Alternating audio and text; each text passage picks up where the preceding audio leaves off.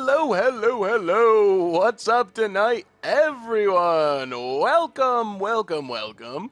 This deck is Aetherworks Marvel in Modern. So this deck, what it's looking to do is ramp into Aetherworks Marvel with Wall of Roots, with Mind Stone, kind of with a tune to find lands, and then it suspends a Greater Gargadon, and then it can sack out all of its lands to generate energy, the hidden secret mode on Aetherworks Marvel. Whenever a permanent goes into the graveyard, you get an energy. So you suspend this, maybe get a little energy with a tune with Aether, or, God forbid, a Wood Reaver's Puzzle Knot. And then hopefully you can immediately activate Aetherworks Marvel, and then the fun happens. We get to cast things like Worldspine Worm and Emrakul, the Aeons Torn, big Emrakul. And also, as a backup plan, we have Through the Breach, which is a more common way to sneak Emrakul into play. So we can just, attune with Aether into Wall of Roots, and then on, a turn 4, whatever, Through the Breach, put an Emrakul into play, win the game. So it looks pretty sweet. I really like the Greater Gargadon combo aspect of the deck. Otherwise, it's pretty straightforward. I mean, Ancient Stirrings helps us find our Aetherworks Marvel, also Mind Stones, lands, Puzzle Knots. So we'll see. I have not played a single game with this deck. As a result, I think we're going to go friendly to minimize the problems with punning. All right, this hand's reasonable. We will keep this. So let's keep. Opponent, you're going to do their Serum Vision thing. Exiles, all right, a Goryo's Vengeance and a Grizzle. Jeez, all the free stuff. This is like the turn 1 build of this deck. Opponent gets to start with some mana. We're probably just going to die on turn 1. Oh my. Yeah, Ancient Stirrings is good at helping us find what we need. I expect that we're just going to die, though. So let's Wooded Foothills, crack Wooded Foothills, get a Stomping Grounds, untapped, Ancient Stirrings. Well, there's Aetherworks Marvel. Put all of our Through the Breaches to the bottom, or not all of them, but many of them. Pass the turn. So the problem I think we're going to have in this matchup is we're going to be good at killing our opponent on turn 4 with this hand, hopefully. But our opponent is probably just going to kill us on turn 1. Pull from Eternity to get back their Grizzlebrand from exile. Yep. Sure. We get a Worldspine Worm. Well, let's suspend Gargadon, play a Forest, pass the turn. Our opponent's deck is very combo-y. No doubt about that. You're just basically hoping you have the right combination of cards to win on turn 1. Or Spoils of the Vault. That helps. Hopefully this is a painful Spoils of the Vault for our opponent. Oh, for Goryo's Vengeance? Well, they can't draw before attacking, so it might be hard for them to kill us here. They only get 1 draw with Grizzlebrand.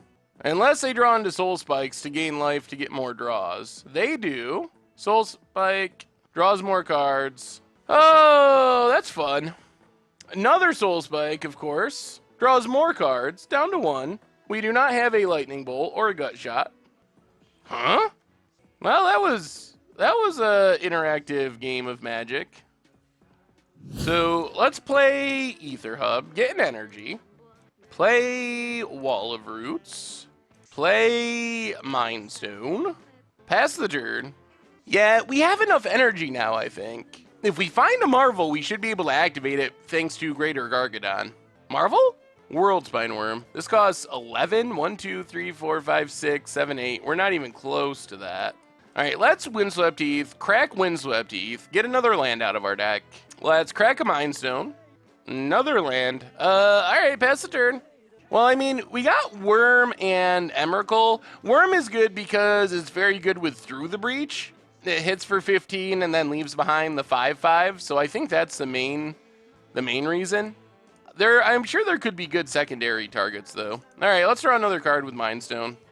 Another Wall of Roots. There it is! All right. Well, I guess it's time, boys and girls. Aether Hub. Get an energy.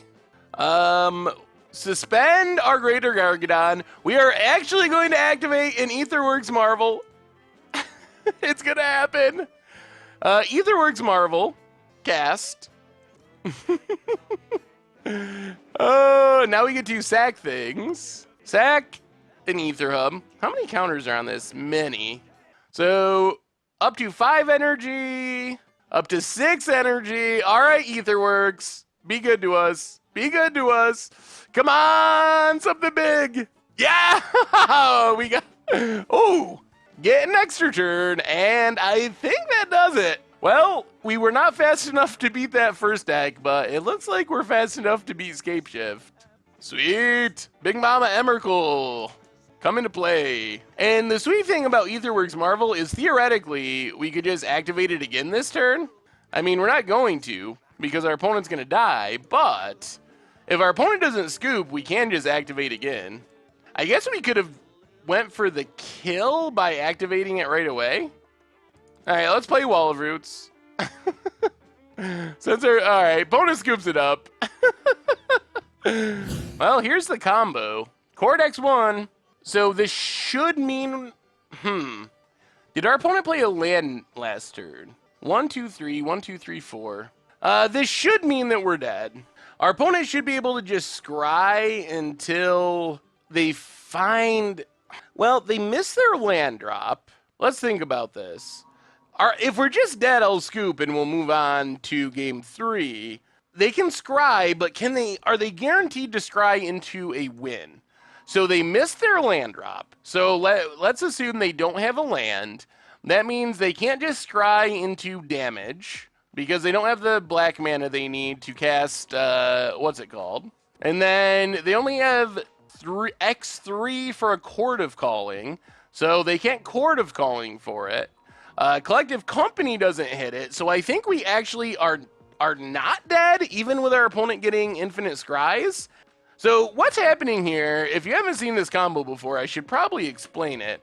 So this combo, Malira makes it so creatures can't have counters placed on them.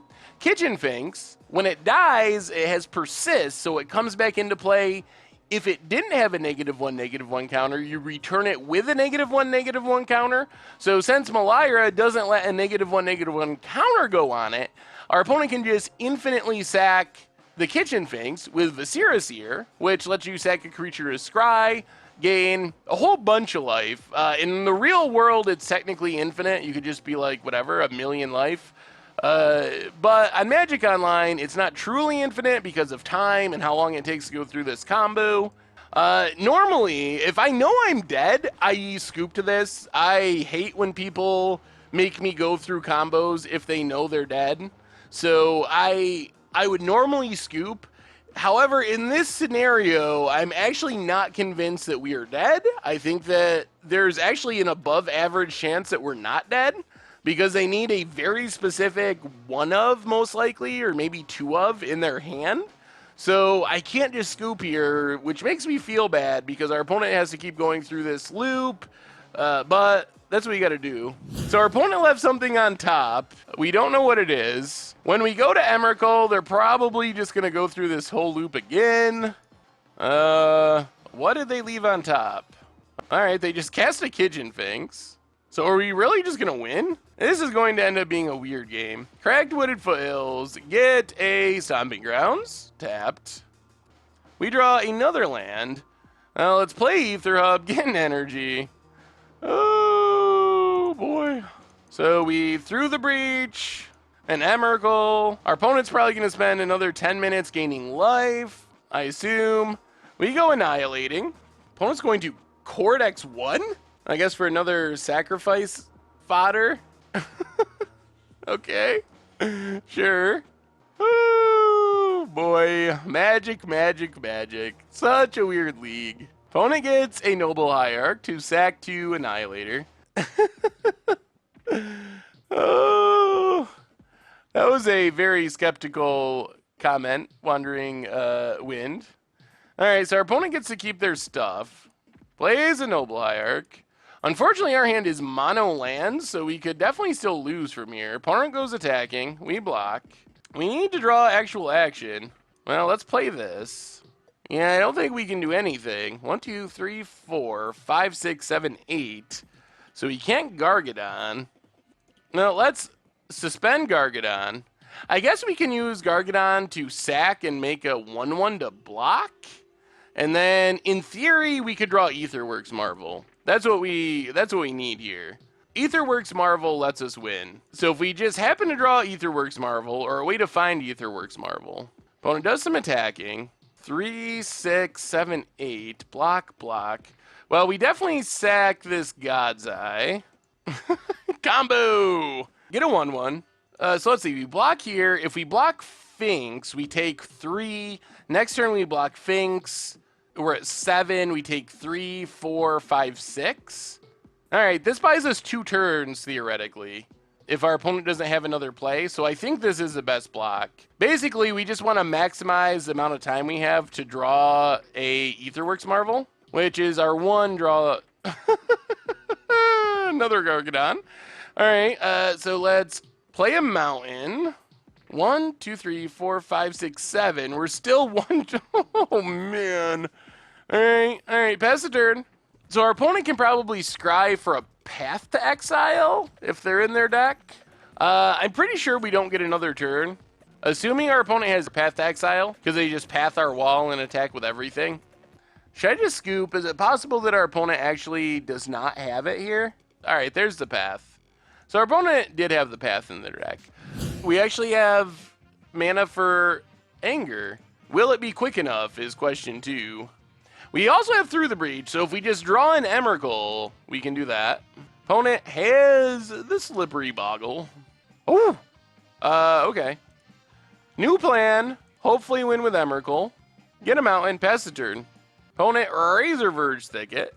And Ethereal Armor. And Hyena Umbra. So we're taking 4. If our opponent gets life gain, that's going to be an issue. We draw a Mind Stone, so Ether Hub, get an energy, and Mind Stone, pass the turn. We're 2 turns away from Big Mama Emrakul. Unflinching Courage. 7. We might just be dead before we get to Emrakul. Ether Hub, we're dead to any enchantment.